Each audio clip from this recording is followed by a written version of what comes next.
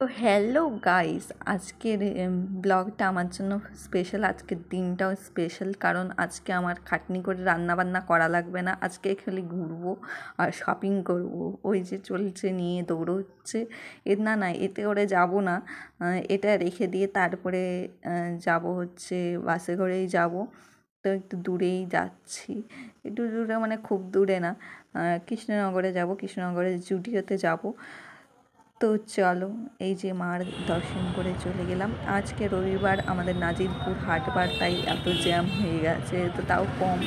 আরও মানে দাঁড়াতে দাঁড়াতে এসছি, তাই যে রেগে যাচ্ছেন। তো তারপরে চললাম, আমাদের এখানে আরেকটা কালী মন্দির ছিল, কিন্তু ওটা দেখাতে পারিনি। তো তারপরে যাই হোক, চিটকা গাড়ি রেখে তারপর উঠে পড়েছি চিটকার থেকে বাসে। তো যাই হোক, এবার যে পৌঁছে গেছি কৃষ্ণনগরে। তারপরে এখান থেকে যাব জুডিওতে, টোটোতে উঠে পড়ছি। তারপরে এই যে একটু ক্লিপ নিয়ে নিলাম, যে কী করে যাচ্ছে। অনেক জায়গায় গিয়ে মানে ক্লিপ নিতে পারিনি, কারণ মনে ছিল না।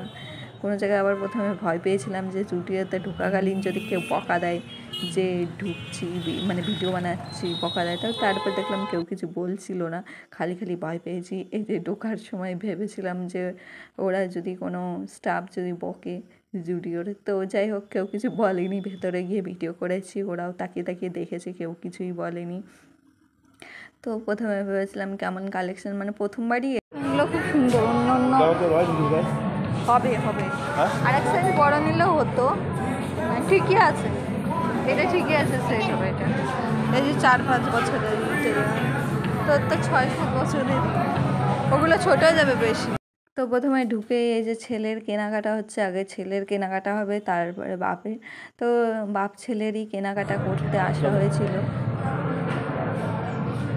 তাই তোদের দুজনের শপিং কমপ্লিট।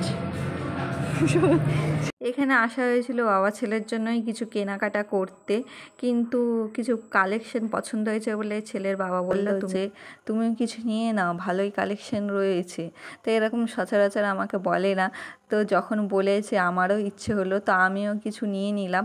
নাহলে আমার খালি আর একটা শাড়ি নেওয়ার ইচ্ছে ছিল। তারপরে এই যে দেখো, শপিং হয়ে গিয়ে এই যে ইনার কীর্তি দেখো, সানগ্লাস কোথায় বাঁধিয়েছে। এরকম মানুষ মানে নিয়ে হাস্যকর ব্যাপার আর কি, সব জায়গায় মানে কমেডি করে গিয়ে, কি আর বলবো, কিছু বলার নেই। তো যাই হোক, তো আমরা এসেছিলাম সেবা হোটেলে। তো আমরা আগে আমার যখন চোখের ডাক্তার দেখাতে আসতাম, তখনও এই হোটেলেই খেতাম। সেবা হোটেলের খুব নাম আছে, আর লোকজনেরও খুব ভিড় হয়। তো আজকে আমরা সেই সেবা হোটেলে গিয়েই খাওয়া দাওয়া করেছিলাম। তো একটাও টেবিল ফাঁকা ছিল না, মানে এক একজন খেয়ে উঠছে আর এক একজন বসছে, এরকম আর কি ব্যাপার। তো যাই হোক, আজকে রবিবার ছিল, তো ছেলে বলছিল যে আজকে রবিবার, তো আজকে তো মাংস ভাত খেতে হয়, 2-3 বার বলেছে।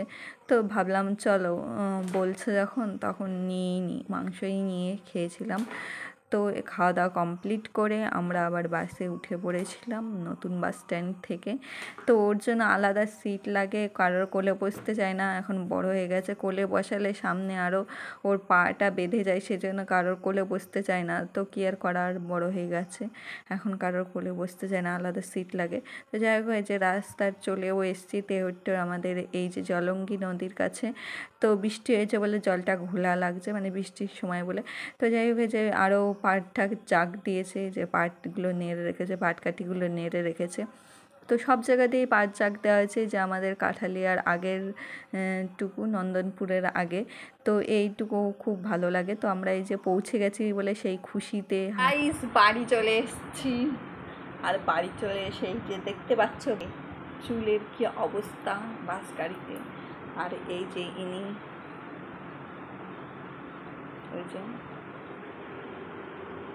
ভিডিওতে তো দেখতেই পেলে, শপিং করতে গিয়েছিলাম কৃষ্ণনগরের জুডিওতে। তো শপিং কি করেছি, কার জন্য কি কিনেছি, পুরো এখনও কিছু বাকি রয়েছে কেনাকাটা, তো পুরোটুকু করব। তারপরে একটা ভিডিওতে দেখাবো যে কি কিনেছি। আর হচ্ছে আজকে অবস্থা খুবই খারাপ হয়ে গেছে। তো তো ভিডিওটা কেমন লাগলো, মানে ব্লগটা কেমন লাগলো তোমাদের, অবশ্যই কমেন্ট করে জানিও। আর তোমরা সবাই ভালো থেকে সুস্থ থেকো, টাটা।